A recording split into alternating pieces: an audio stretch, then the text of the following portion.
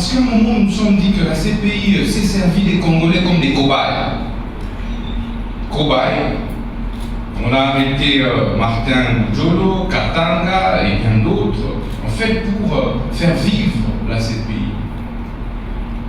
Mais tous les grands criminels qui pillent nos ressources, qui tuent nos populations, vont librement à leurs occupations. Bien au contraire, ils sont accueillis en roi dans certains pays occidentaux. Et ça, nous l'accepterons.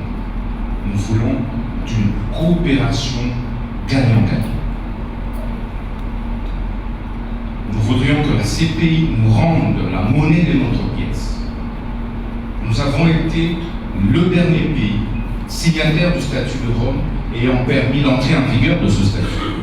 C'est grâce à la RDC que la Cour pénale internationale, en fait, a lancé ses activités à travers le monde. Et en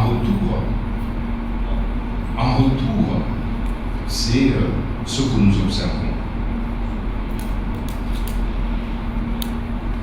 En retour, la CPI, depuis 2004, comme le professeur Taylor l'a dit, il y a eu le premier déferment. Il y a une deuxième situation déférée devant la CPI. Mais qu'attend la CPI pour traquer M. Kagame? Et je me dis, ce n'est pas une question d'expertise, ce n'est pas une question d'épreuve. Vous êtes beaucoup plus outillés, vous avez des drones, vous savez en ce moment-ci où se commet un crime, maintenant là. Vous êtes capable de pouvoir documenter une preuve. Plus que nous. Mais pour le Congo, vous dites que nous sommes en train de rassembler des preuves. Ça fait donc 20 ans, ça fait 24 ans que vous êtes en train de rassembler des preuves.